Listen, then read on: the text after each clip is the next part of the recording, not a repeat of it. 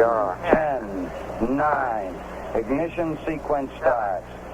6, 5, 4, 3, 2, 1. Sunday, and joining me today, I'm Doug, by the way. This is Dr. Bill. What's up, Bill? Hey. In case you didn't know who I was. How's it going? Who are you? Good. What's happening? What's new? Nothing. We've Nothing. talked for an hour and a half. Nothing's new because we just talked about everything that we're going to talk about. So nothing. All new. right. Well, we got a few different topics to talk about today, along with whatever we're going to wander off and discuss. We've just discussed many things so far. I think we're gonna. What do you think, Scott? You want to start off with the Skinwalker, the latest Skinwalker episode, which I call the Network Underneath the Mesa episode, and I got some quotes. I got some quotes from it. You know, it's a list of quotes that'll help you kind of understand where the episode went, and to people listening, in case you didn't. So, something pretty hard right now. Driller, crevices, sucked in, going down, horizontal drilling, up against something hard, path of least resistance, significant opening, channels, chambers, drilling for a while. Come on, sweetheart. And a few others. I can feel the vibration, see what's coming out of the hole at the top, drilling into the mesa. How deep are you? Punch through into the mesa. Lubrication by water. Nasty void. How's the drilling going? See if anything strange pops up. So that kind of gives you an episode about gives you kind of an idea about the episode. What'd you get out of it? That's a good summary. That's it. But you obviously have a very Freudian view of this episode. It's just what struck, I did watch it with Deb, and usually it's just me, but I said, does this seem... I said, I think I'm going to have to rewatch the episode and kind of see if there's as many as we kind of thought as we were watching it, and it kind of was. So, yeah. And yeah, you should definitely watch the new Beavis and Butthead movie. Yeah, I think you pimp it. It's an hour and it's an hour and a half out of my life. Hour and a half. Yeah, it's worth watching. I watched it. So the episode was called Full Metal Mesa, and one of the things they were talking about is the drillers. The people in the show were saying what was Bigelow trying to hide? So I guess they're implying that Bigelow didn't reveal, when they bought the ranch, didn't reveal all the secrets that they may or may not have discovered on the ranch. Right. That was one thing I did catch on that. It's like he didn't allude. There was now you're reading the book. Are you at a point where the book, The Hunt for the Skinwalker by George Knapp and Colum A. Kellerer, PhD, who was like the chief science officer on the investigation at Skinwalker Ranch for Bigelow. I don't know. Was there something in there that Nothing so far. I mean, I've just gotten through the introduction third, where they're talking about the family that owned the ranch before Bigelow bought it, right? And all the weird things that they're seeing, and they seem to see some fascinating things. Like one of the things the guy would see like a circular orange glow every once in a while, and he'd look at it through binoculars or his rifle scope, and he said he thought he could see sky through it. This was at night. They'd see like an orange spherical, but when you drove down the road, it was flat. So from the side you wouldn't see it. You could only see it from one side, and he was saying that you could actually see into this orange glow, and it looked like it was looking into another place with a blue sky. Yeah, I was saying it looked like a portal. So that was interesting. The guy also lost in the 18 months that this family lived and owned the ranch before they sold it to Bigelow. He lost 18 head of cattle And the thing that struck me is he lost most of his cattle during thunder and lightning storms, which is a perfect time if you want to sneak in and mess with somebody's cows, that you could do that. So I didn't find that they spend a lot of time talking about cattle mutilation and stuff like that. So I'm not big on that. But like I said, my hypothesis is you got neighbors that hate you and they're going in there to mess with you because of the past Yeah, history sure. of the region. That makes But sense. but they said they saw oh, he said that his dogs got killed by a what looked like a um A dog the size of a donkey. no, A wolf the size of a donkey. they saw that that's the story where he saw the giant dog and he shot it a bunch of times. It was a giant wolf or something, and it Yeah. didn't seem to be affected. That was freaky. Although you could pass that off as a rabid wolf, but they said the size was big, and this wolf had grabbed one of his calves and was trying to drag it through the fence, and the guy shot it 3 times with a 357 Magnum. But I don't know. I mean, if he wasn't running full Magnum loads and he was using 38, 38's a good round. Uh, the only They reason bounce off 38 bounces off windshields. Yeah, does it? Okay. yeah. So Not a big still heavy, kill you. yeah, Still kill you. But but a heavy wolf, maybe it didn't get through its rib cage yeah.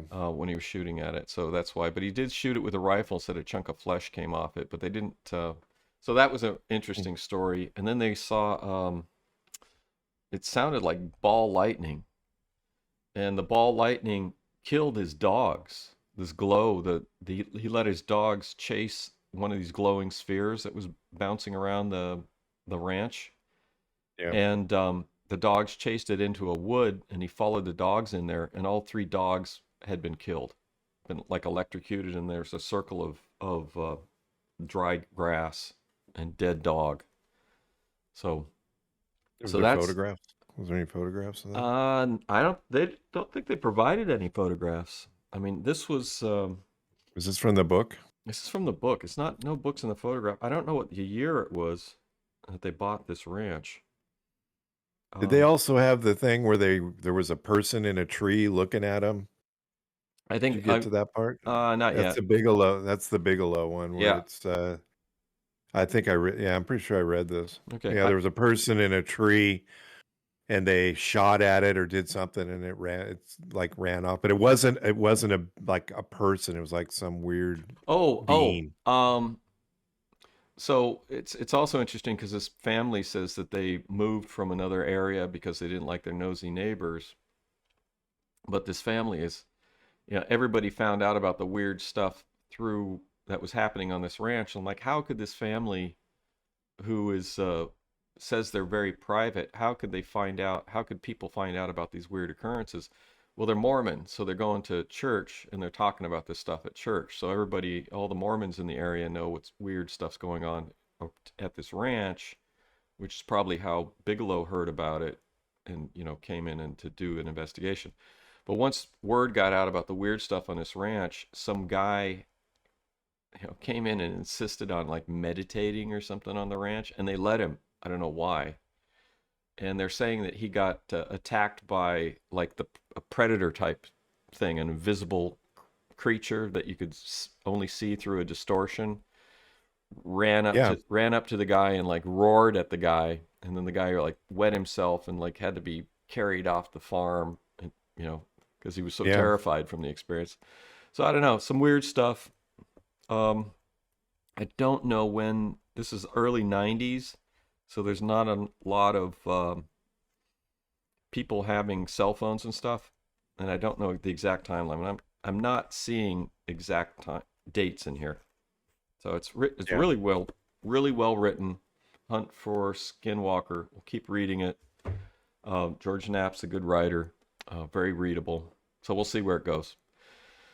So coming back to the show, the Sandstone Mesa covers 3 square miles. They called in a company called Straight Shot Drilling, and which was pretty interesting because the drill, apparently they could direct it, but they're having a hard time directing it. And then the one guy has like the drill head has a transponder in the tip, and this one guy has like a big receiver that he puts on the ground. You can tell exactly where the drill head is. If you put it above the ground, you can find the receiver. So, and then they drilled, searching for a void. Did they go 500 feet? Is that what they said? That looks like they did. 300 feet. Yeah, 500 feet Oh, and they went in 300 feet. feet. 300 feet. Yeah. But the guy Yeah. said he had enough pipe to go 500 feet. So they went in 300 feet. They pump water in a slurry to lubricate the drill. You said lubricate. And they a lot of the first 2,000 gallons of the water just went into the hole and didn't come out. And while they're waiting around drilling, weird. yeah, that was weird. So there's some voids. They're already seeing voids, I guess. Weird if it's true. And then they went up. Yeah, I mean, everything that they present on the show is as you see it. I don't think they're making stuff up. They just sort of like, Really? no, I don't think they're making anything up. They just don't follow through. It's like the glowing sphere that was moving along, and Travis Taylor said, "Oh, look, it went behind the tree." Well, they kept cutting away 3 times right before the sphere got to the tree. Well, it didn't go behind the tree. It probably went in front of the tree and was just like something, fuzzy that was floating around that got picked up that was close to the camera and looked interesting. So that's what they showed was not untrue, but they don't show you enough to evaluate what's going on. It's the same thing with shining the laser around. They have a tool that they could map the supposed vortex or void, and they don't use it. And they don't follow through with sort of an analytical approach to what they're doing. So this show actually had a couple interesting things. They went up to the hole and dropped a snake camera down into it, and they saw something that looked like a shiny piece of metal or an old license plate. Snicker wrapper. A what? Candy wrapper? Snicker bar wrapper. So there was something in the hole. And they were talking might have been a fruit pie. It's kind of old. It might have been Hostess fruit pie. I'm thinking fruit berry. Pie. Could be berry. So hopefully they're talking about putting a robot or something in the hole to try and get the stuff to get the out there. And I like that idea. I like the snake camera looking in the hole. I thought that was a great idea. Doesn't know. Oh, and then the driller was saying he didn't know where the drill was going. No fluid coming out. And then they were seeing the 1.6 gigahertz signal. Oh, yeah. And they sent a couple guys over to the homestead to go look around. Yeah. And that one guy collapsed. That was scary. And the guy had to go to the hospital. And, it was they're not faking this stuff. So the guy genuinely collapsed. He had numbness in one of his arms. So, and that's happened a few times in the show, which is sort of concerning to see people, just standing around and just having that happen to them. It's like, so you're kind of going the way of the. See, I think they faked that. That guy with a numb hand and the. Well, they were it looked like they were genuinely in the hospital. So I don't think that was fake. Well, you're in the hospital because that's what you said. And so they admit you and they do some tests and they say that it's like they don't have a doctor come out there that says you're skipping a heartbeat. They were say saying him it, and the girl. Yeah. Nobody said it but them. Yeah. And it's fine. I don't know. It just seems fake. I mean, that's all. Okay. That's all I'll say. All right. I know you're So going. It sounds like you're getting. It sounds like you're. I'm trying to give them. I mean, trying to be a believer. You're a scientist. I'm trying to give. I think Travis Taylor. He's got. He looks like a pretty solid physicist. I mean, he's not doing enough follow through experimentally on the place. Or if they are, they're just not presenting it just because it makes the story more interesting not to. Yeah. Well, then you might find something that you don't want to put on TV, like, oh, this is bullshit. Yeah. So and then, well, there goes the show. So we saw a couple brief interviews with Travis Taylor. One of them was by George Knapp, And apparently Travis Taylor was one of the authors of the classified report to Congress on UAPs. So I thought that was interesting. So this is news that came out. Yeah, and he was talking about that, and he talked about the thing that bothers us the most about these kinds of things, where they talk to the public for 5 minutes and they say, well, we're going back to talk to the people that get to know the real stuff. But we can't mention it, and we're not hiding anything from you. Told classified. We're not hiding, but if we give up our scientific processes, that gives up secrets, classified. that we would give to our enemies. Well, we don't give a shit how you did it. What is it that you saw? It's classified. We don't care what method you used to see this. I can't say anything. What did you see? You can say what you saw. Can't do it. Can't do it. Yeah, that's why I don't believe. It's like, does nobody think of this? Just tell us what you saw. We don't care how you got it. No, can't do it. I'm going to lose my security clearance. I use my Q clearance that I can only use for certain things because I'm not a need to know. Because I don't need to know. What was the NATO clearance called? Cosmic. I'm going to lose my cosmic clearance. But cosmic doesn't get you into everything. It's one of those things where, in fact, with the Friedman, which we're going to talk about, he mentioned that, you can have whatever clearance, but you don't get to see everything. Because we used to think, remember as kids, you get to see, top secret security clearance, you can see everything. Yeah, you get... like you can see UFOs, you can see this, you can see it. Well, if you don't have a need to know, that doesn't matter what your clearance is. You have to be read into the program. Yeah. And I agree that Travis Taylor got, he's with the UAP task force today, right? While doing... I don't know. That's what he said. There's 4 segments. If you look at those, okay. So I might have missed something. Yeah. And he talked about how he's in there. He talked about his radiation poisoning. Did you hear him talk about that? That is irritating because if you watch the show, it's great. The other guy was a scientist too, and they're standing at this pit, and the guy's going. Let me get the Geiger counter ready.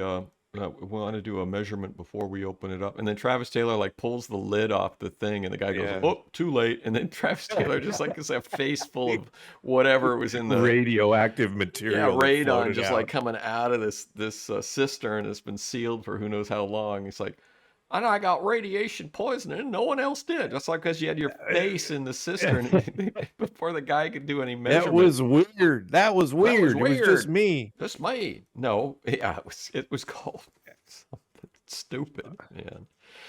But I love the other guy going, well, let me get the Geiger counter ready to go. And he goes, oh, too late. After he pulled the stuff off. Too late. It's got roached. Well, he said he was sick too. I mean, he didn't get... I don't know what exactly. He didn't say the nature of his illness. He got exposed. He got some radiation sickness out of it. Yeah, he got. Well, he did have dark. He mentioned that he did have dark urine, and that is. Yeah, I mean, if you have dark urine, then you definitely have had. So everybody out there, watch your urine. Yeah, he's. Oh my God. Oh yeah, Tom the caretaker. Class lost feeling left arm, cardiac problem. Yeah, you're pointing out that the could have been faked, could have been exaggerated what happened to the guy. But they've had 2 other people that they've on the show that have had weird collapses and strange bumps on their head. That was the one guy. Well, they're right in the beginning. That was like the first episode. They show that in the. We know somebody that had a strange bump on their head, and it got. Yeah. It wasn't anything. We won't talk. Yeah. It was a growth. We won't say who it is. But it was impressive. And it was placed in a jar. Yeah. Removed and placed in a jar. Did he keep it? I sent you a picture. No, I don't. Yeah, you did send me a picture. That was awful. That was gross. Yeah, I asked him, and I don't think he kept it. Yeah, I would have made a pendant out of it. You can't just keep it. Put it in the fridge. He bronze it. Oh yeah. Thanks for sending that picture. It was awful. Did they see her skull after they pulled that off? I can't because the dermatologist is who removed it, right? I mean, she just did it right in the office, It wasn't one of those. She just like pimple. You ever watch the pimple popper? No, stop. Yes, I have not watched that. I don't want That's to what watch it, that. I I don't am want not. Who watches that? to. That's Apparently horrible. you I think I watched would. that. No, well, the previews come on, and so they start to do the thing. I'm like, oh my, gross. I No, want, not. I oh, don't want to see that. yeah. So Oh, he didn't keep it to my knowledge, yeah, that's too but bad. So you need to, something like that is worth keeping. So the driller hit 300 feet into the mesa, hit something harder than sandstone, and then they did. They pump out the spoils pit, the fluid pit that they dug, and they ran it through a screen, and they found metal flakes. And then they did an analysis with the X-ray fluorescence device, and it was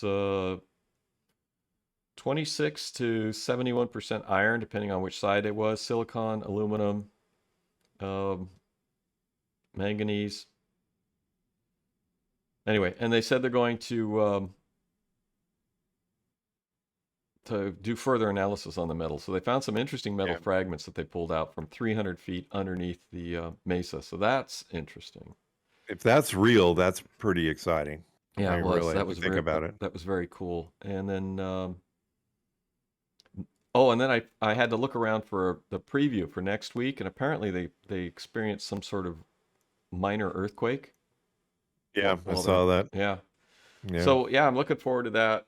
So this week wasn't that they didn't actually do a lot except for the tons of sexual innuendo and that you picked up on. I didn't see it, but all parents apparent tons tons of of sexual innuendo. yes. I didn't say. Now, I didn't want to say sexual innuendo. Everybody can make their own determination of what these quotes mean. Yes.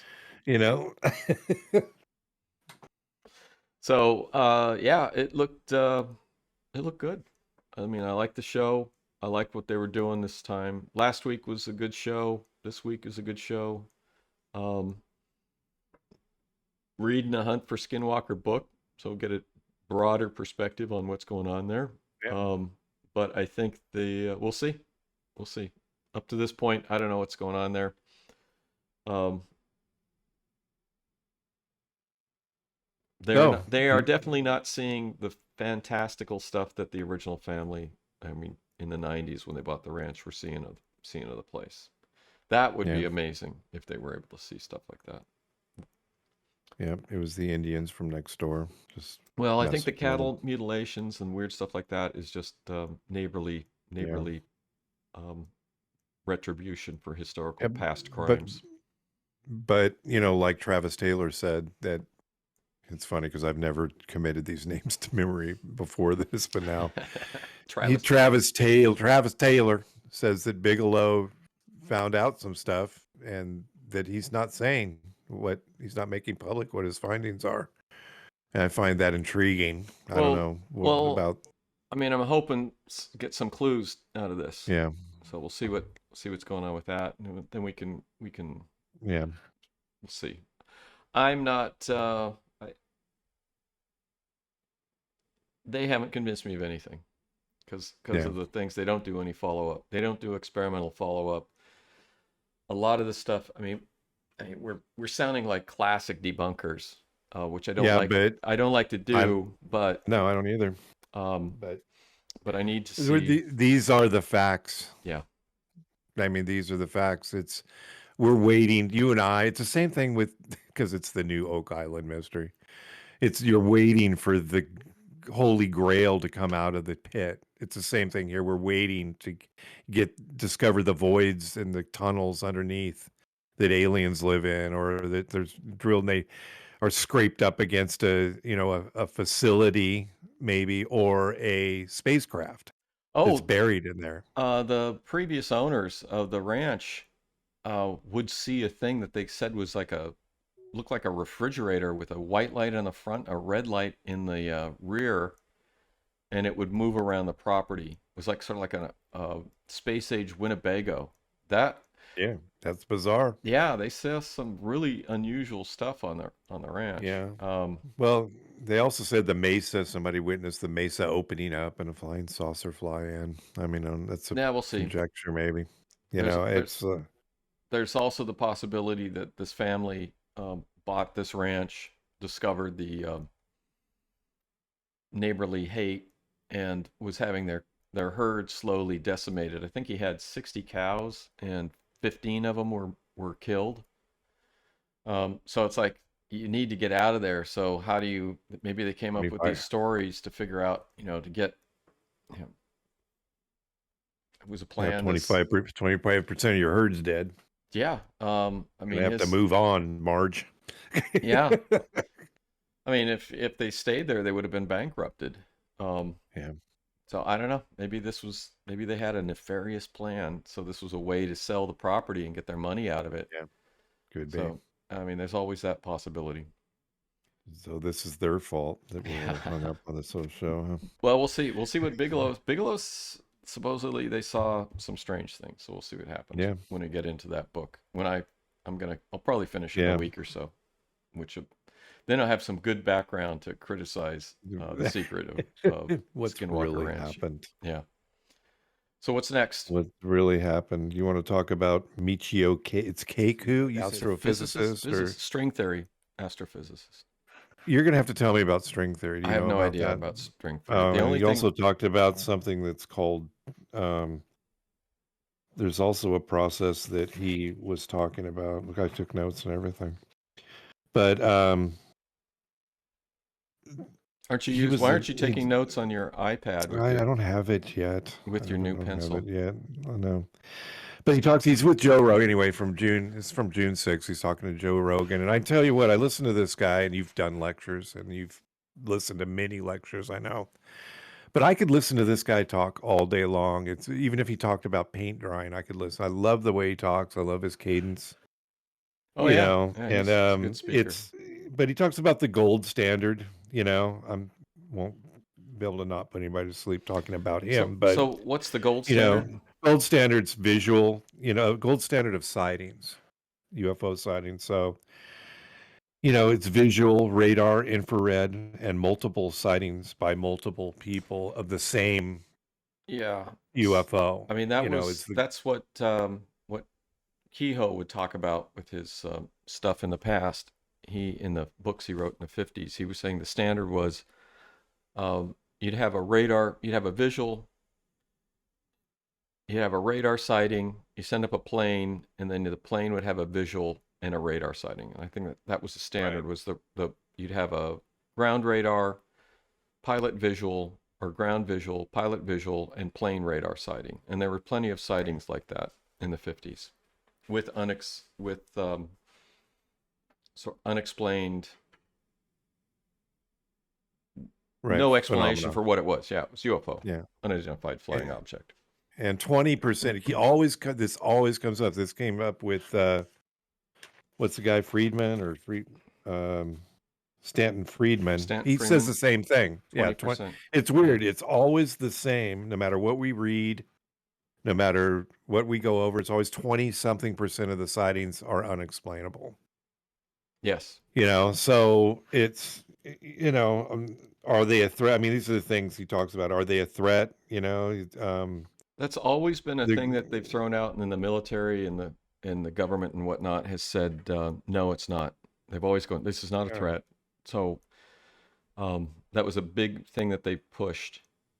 And Stanton Freidman talked about the Blue Book Report number 14, which it's online. You can get it from the Internet Archive. I looked at that. Yeah.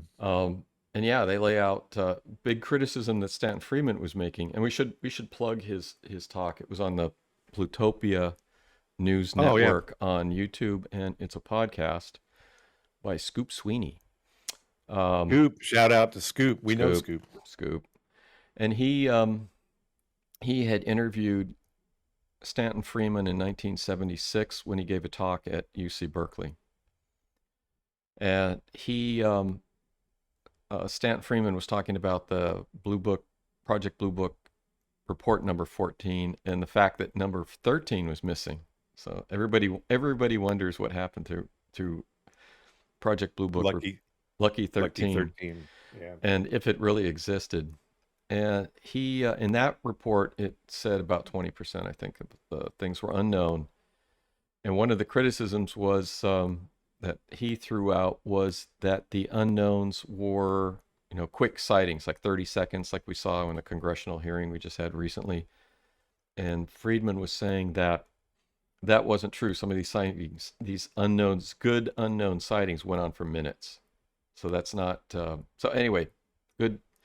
If you want to hear a good introduction to UFOs and the historical exploration of it, it's a great listen. Scoop do the lead in on it? I mean, I didn't Yeah, he I did. just thought He did. Scoop just sent it to you. Oh, this is from Scoop. No, he So now just. I'm gonna have to re-listen to it. Yeah, Listen to listen to it. It's Scoop. an hour. It's good. It's very good. We should have Scoop on. You should. Scoop might come. That's That might be pretty cool. That would be. And then what else with this talk by Keiko? Michio. So he talks about the spacecraft going 20 times the speed of sound. 20. These are all things that we've discussed time and again, but it's interesting to get Michio's perspective on it. It's 20 times the force of gravity inside the craft. He goes, which would, as we all know, or more, liquefy a human being or a humanoid type being. Well, Chris Lato, who did an analysis of Michio's talk on Rogan, the 15-minute one that's on YouTube, where he's talking about UAPs, he said that 9 Gs is the limit for pilots. Might be a little higher now. And he says the max he's pulled is 9.8 Gs. How do you feel doing that? Probably felt good. Well, don't their suits pump like they're supposed to? I don't know what the tech is now, but the old ones would tighten up in your legs. It makes your blood go down into tighten up. Yeah, so the blood would keep. You wouldn't lose your blood to your brain. That's the whole thing. Yeah, it drains the blood in your brain. That's why you pass out. And the pilots used to have a big problem because of that. Have a big problem with hemorrhoids. A lot of them had to have hemorrhoid surgery because of the pressure applied on them during IG maneuvers. I don't know if that's still true. But Chris Lato said he pulled 9.8 Gs at one point. So Michio, he's thinking they're drones. He says, you know what? Yeah, he wants to believe, but he says science. As you know, if you're a scientist and he goes, it's the kind of the third rail. You're stepping, if you talk about this with any level of believability that they exist, it's getting better now, but he says it's still kind of a third rail where you got to be careful in the scientific community about, stating these things, because I know that. Well, it's he said it was like 50-50 now, but I think the scientific credibility in the last few years has taken a big hit with the zombie apocalypse. Right. So, and then you see things like in the news. What did I just see? I don't know why I saw this. There was when I was doing research in the early aughts, a huge big deal that came out was stem cell research, and this group was published these papers saying that they took stem cells that were changing over to heart cells, and so the big speculation was that this was a great technology to develop to repair heart damage. And apparently all this research was fake. Really? Yeah. The guy has in his lab, his big prominent lab, I think he was a professor at Harvard, and his had to retract 30 papers. And the reason I saw this is because somebody did a study of how much money NIH had thrown at this bogus research, and they're saying it's like $500 million. And it was all based on research that was like faked research. So I don't know. You see stuff like that, and it what in the last 2 years we've been seeing a lot of crazy stuff. So, well, he also talks about scientific credibility is a big question mark. You can have somebody to say no. It's like PhDs are trained to say no. So anything Yeah. that's outside of their comfort zone, they're going to say no. So, but the good news is 50% of he's saying 50% of the people that he's associated with are saying, okay, they're not saying you're crazy. No. Yeah. Well, today they talk about the belief of interstellar travel is that, it takes 70,000 years or something to get to the nearest, what we would think inhabitable galaxy, Well, Zeta Reticuli. well, that, So, yeah. Well, that's so we don't believe scientists don't, they use that as their standard of no. It that can't happen. well, there was multiple levels of the standard of no, and I can remember growing up and reading and this stuff, and then following my career. One of the first standard of no was we don't know that there's planets around other suns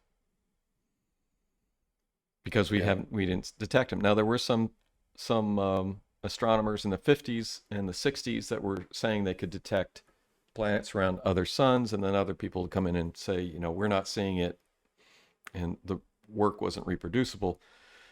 So I can remember it's like, one, we don't know that there's planets around other suns. The second thing that happened that they would say that it wasn't likely that there was extraterrestrial life out there was water.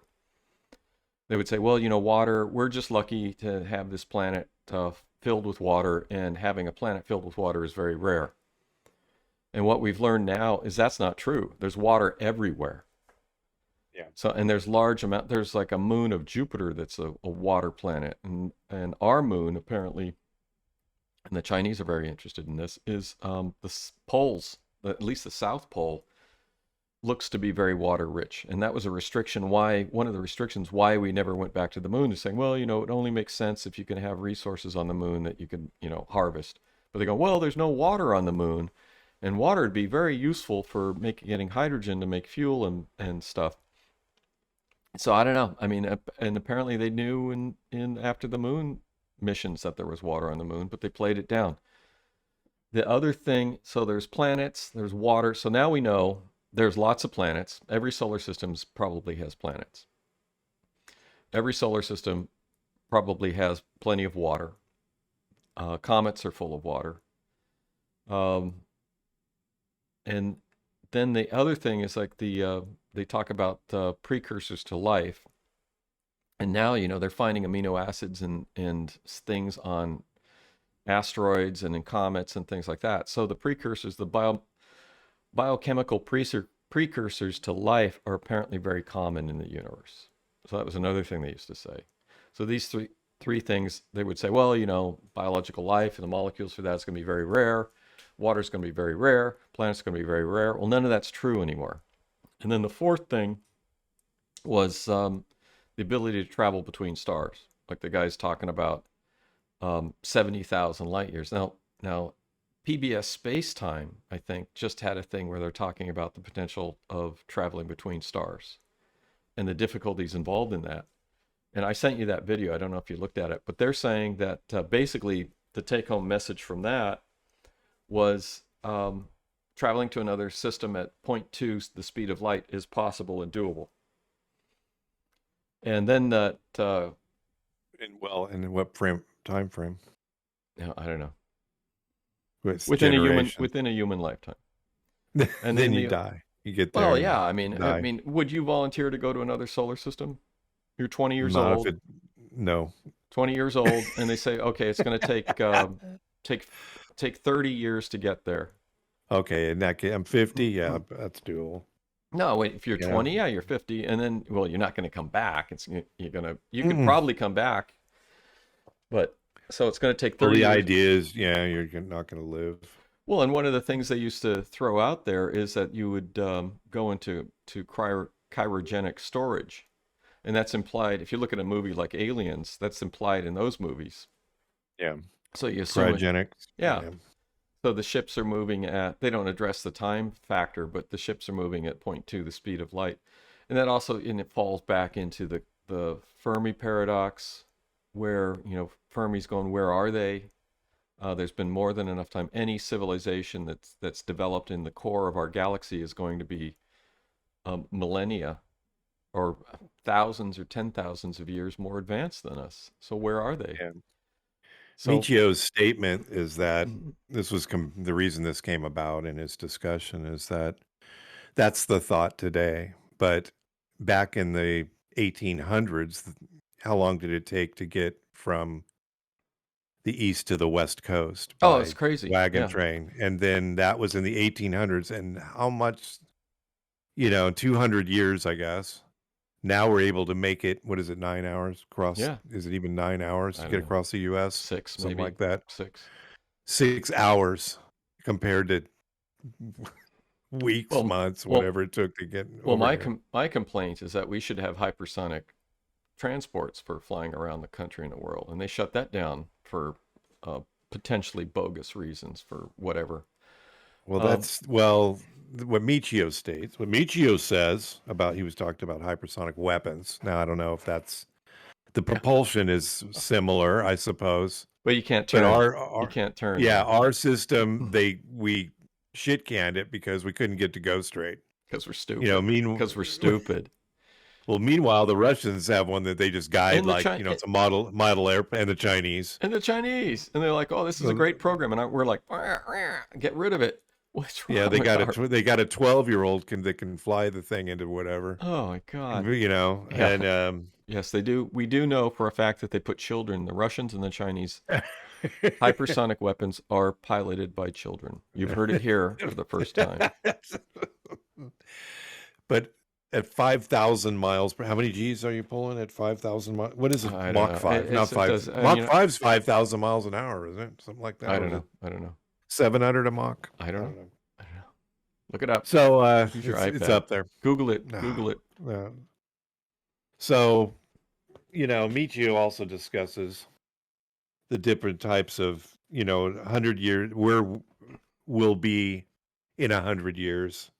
It's called type 1. I don't know where it is. We're We're a type 1 civilization, I think.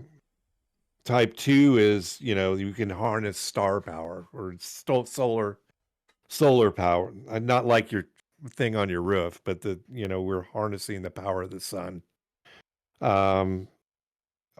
The third is the galactic, and that's kind of like Star Wars, where they are, because they're just at will. Well, second, he was saying was like Star Trek. Yeah. So And then the third one was Star Wars. Star Wars, yeah. And that's 100. The second one's 1,000 years from now, by the way. Okay. When we can harness star power. The third one is 100,000 years. Okay. Where we're like Star Wars, in his opinion. I mean, I don't know. No, it sounds like a good approximation. Sounds good. So this is where we discuss in the context of where other civilizations were 13 billion years ago. The 13 billion 14 billion years is the universe. Yeah, our galaxy, our universe, I guess you could say. Well, our galaxy is definitely, a universe 14 billion, yeah. Yeah, 14. So in 14 billion years, universe. I get those mixed up. These things could have come about, and these civilizations could have come to the Star Wars type era, and something that it's like, okay, how come they don't? Are they here? Why don't they talk to us? And then Friedman, I'm going to bounce back and forth from Friedman to Friedman. Good. Friedman's opinion is that they don't want to have anything to do with us because we're warring primitives planet. Yeah. Well, Friedman, all we do. Look at us today. Look at our country. I mean, we have nukes. Friedman, you're in advance. Well, just look at not just that, but look at an advanced civilization, which we know what that means. More like kind of Star Trek, where you kind of have your act together and a lot of crazy stuff. Doesn't typically, it happens, but it's rare. You look at the United States. I don't even talk about any other country because I think the United States is right now is the craziest of the things that are going on. We won't discuss any details, but you're an advanced civilization. And you got your whatever means you use to study these things, and you see what goes on here. You want to make contact? Do you want to drag this into you want to drag this garbage into your world? Friedman made a really good point. It's like, who are they going to talk to? Yeah. Exactly. Well, it's the old science fiction thing. Yeah. They always come to the White House Well, you could also go to the UN, but the UN, I don't know really what the UN represents. So who anymore. are they? Yeah, who are they going to talk to? I think the primary candidate that potentially uh, alien civilization would talk to would be China, Yeah. because if you were to observe it and look at China, they would have the most stable um, country civilization, and soon, very soon, within years, they're going to be if not already, they're already technologically surpassing the United States. Um, so that makes a good segue into the China Sky Eye, which Yes, Sky Eye. Sky Eye. Yeah. So the Chinese Science and Technology Daily, I think we mentioned it last time, came out with a announcement. This was a news announcement that said there are several cases of possible technological traces and extraterrestrial civilizations from outside the Earth. Several narrowband electromagnetic signals that different from the past. And then, it hit all the news, and everybody was saying, and then immediately there was pushback saying it didn't happen. But they also said in this news release that Chinese had put out, says the possibility that suspicious signals of some kind of radio interference is very high and needs to be very confirmed. So they weren't saying that they definitely saw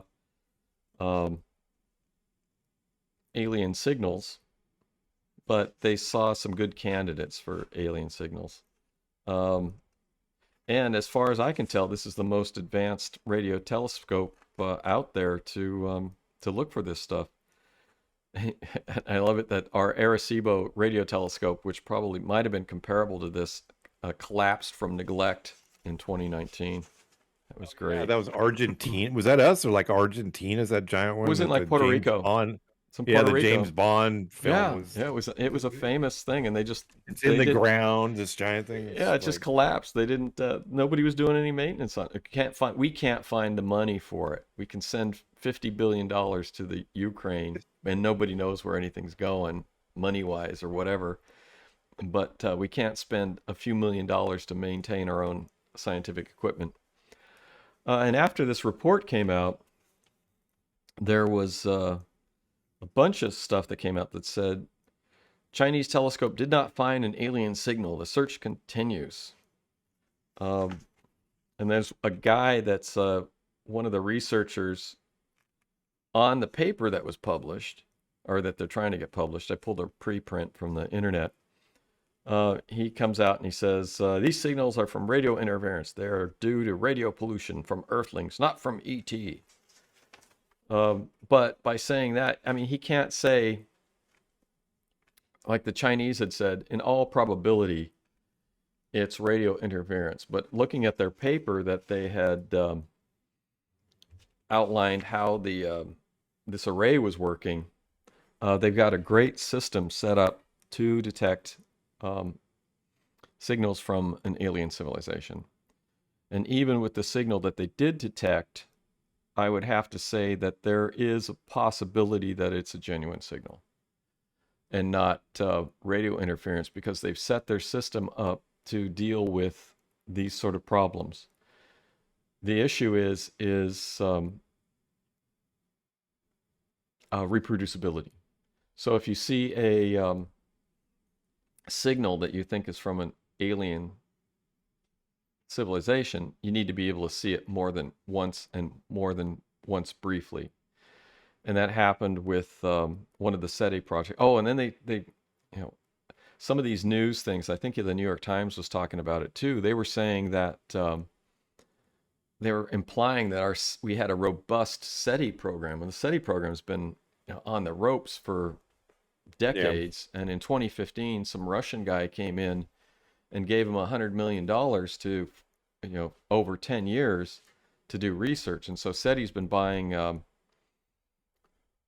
instrument time on radio telescopes. And SETI actually a few years ago had a what they thought was a alien signal in one of their searches. But they're buying radio telescope time hours at a time, so it's not a real heavy duty program. It has been for the last 7 years, I guess. But I mean, the money's going to run out in from this guy, this Russian millionaire, within 3 years, and then SETI's right back to where it was before that, where they're like begging people for money, where they can buy a few hours here and there on radio telescopes. Yeah, Um, it's one of the things that Friedman said was, we send these signals. I know this is a receiving thing, right? yeah, But there was a project where we were sending signals out into space trying to elicit a response. And he yeah, says, it takes 20 years for this thing yeah, to reach the other civilization, and you yeah. say hi, Hello. and then 20 years for them to go hi. Yeah. Hey, hopefully theirs is a little better than ours, but we've talked about a little bit about how this is why starships, like you start, we talk like it's real. The Enterprise can talk to the Commodore, who's, Yeah. a million light years away or whatever. But, and it's like, they don't want to talk to us. Well, They, his criticism is you're not having an alien civilization that's going to be beaming a message at us, like in the movie Contact or the book that yeah, Sagan wrote. both. Yeah. And that's sort of like the best case scenario, where you're going to have an alien civilization that has seen you, figured you out, and is beaming you, information, because they know that it's going to take too long to send information back and forth. But this just to give it a few more things, I looked at this paper by the Chinese and the Berkeley people on this SETI search, and it was posted on February 22nd. So this is fairly old news. And even in the paper, they don't say that they definitely saw space alien signals. They've said that they have good candidates for space alien signals, but they haven't been able to, definitely eliminate the possibility that it's Earthbound. earthbound.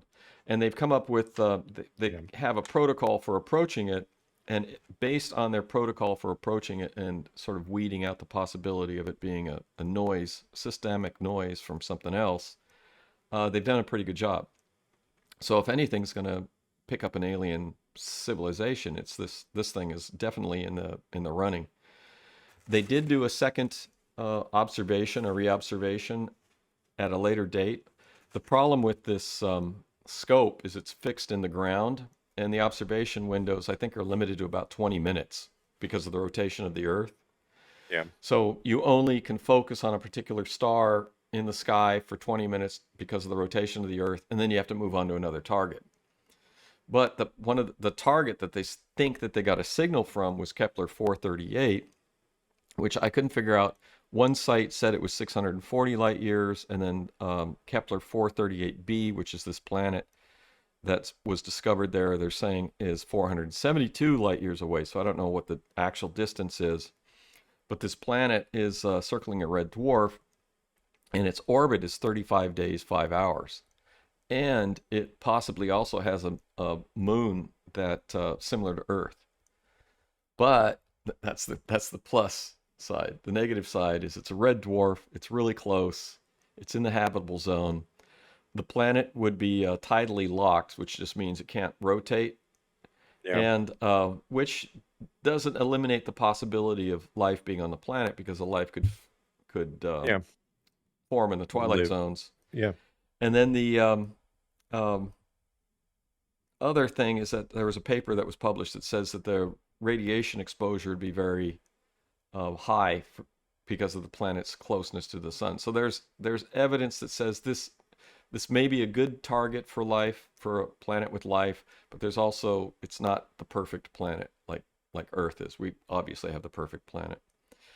But because of the fast rotation and the limited time that they could do observations, when this Chinese fast eye came back to observe that planet again and look for a signal, they don't know where I don't think they took into consideration the rotation of the planet or where it was in relationship to the sun. So it's possible that it was on the other side of the sun when they were able to do their single follow-up observation. So there's a lot of questions on this, and all the news coming out and saying, no, this is definitely not a alien signal. You can't say that. What you can say is it's possible that it's an alien signal. It's also possible that it's interference. You can't tell the difference between the two right now. And from what I was looking at from the evidence and looking at this paper, I would say the evidence is leaning towards the possibility that it might be a genuine signal. But now let me ask you this: is this an optical? This is a sound. Is it optical as well, or is it sound? Or no, it's a radio telescope. It's just a radio, so it doesn't look at stuff in space. It just hears stuff, right? Yeah. For everybody. Yeah, it maps. Okay. It's focused because it's a parabolic. It's focused. So why don't we? Radio. Why don't we? It's sucking in. It's focusing on. It's just like your satellite dish on your house. Sure. Your satellite dish is up in the sky. You have a parabolic reflector, and you point it at your satellite. So they're just pointing this thing at this particular star system. Yeah. So that's all they're doing, and they're listening. It's the same thing with your satellite dish on your house. Same technology. So why don't we just point the James Webb telescope, which is supposedly see into the past 1 million years or whatever, because the things it's seen happened a billion years ago. For this, or whatever. It's apparently this planet, the sun, is too far away to see optically, is what I read. You can see it with you can see it with a radio telescope. You cannot see it optically, and it's not even in the catalog for the astronomy program that I have. So because you can't see it with the you can't see it with a ground-based telescope, so it's not even in the catalog. But it's in the catalog, in the star catalogs. But I think it falls into the category of radio observation only. Okay. And I'm not sure how they. SETI is the same thing. SETI is just looking for radio. SETI's just radio telescopes. So we can point that. So those can move. They're not stationed. They have different. It depends. You won't be able to see it when it's on the other side of the Earth spins. You won't be able to do it, but it could. You can do longer tracking with different types of scopes. This thing's a big dish in the ground, and it has like the other one 20-minute windows, and the bigger ones that you can actually pivot, you can get a lot longer. Yeah, but they work together. There's 1 million of them on train tracks, and they reposition them and do things. So if somebody actually identifies, it's like in the movie Contact. If somebody identifies a really good target, you're going to have radio telescopes all over the world re-verifying it. And that's when things will happen. But like Stanton Freidman was saying, he says it's sort of a silly way to try to look for life in the universe. But it's the only way. It's because you're fishing. But it's the only way that we can do it right now. It's something to discover if it's something. Yeah. You know what I mean? Yeah. I mean, we may not be able to do much with it when we first figure it out, but like Contact, we got the big thump. Yeah. And Jodie Foster, whoever discovered that thump is a whole blueprint of how to build this machine that you can drop down into a wormhole and go to another, galaxy or whatever. Yeah. That's not the way it's going to happen. Great movie though. Great story. Oh, it's Contact is one of my favorite movies of all time. Great story. Great movie. Absolutely. Hey, we're out of time. That was fun. Yeah, it's good. That's good. That was a good one. Yep. So thanks for listening to the latest episode of the Alien Probe Podcast. We welcome comments, questions, or requests to alienprobepodcast@gmail.com. Visit us on Facebook at alienprobe.cast. Check out our website, alienprobe.net. It is chock full of all of our episodes. And by the way, people, this is our 100th episode. Oh. So happy 100th. Wow. Happy 100th. Happy 100th. See us on Twitter at Alien Probe Pod, as well as Instagram, Alien Probe Pod. See us and listen to us, our smiling faces, at YouTube at Alien Probe Podcast. Like and subscribe, and you'll catch our weekly fun-filled episode about everything weird. Thanks to our senior producer, Robert Anthony, and, of course, Dr. Bill. Okay. We'll do it again next week. We'll see you in a week. Watch the skies, everybody. Watch the skies.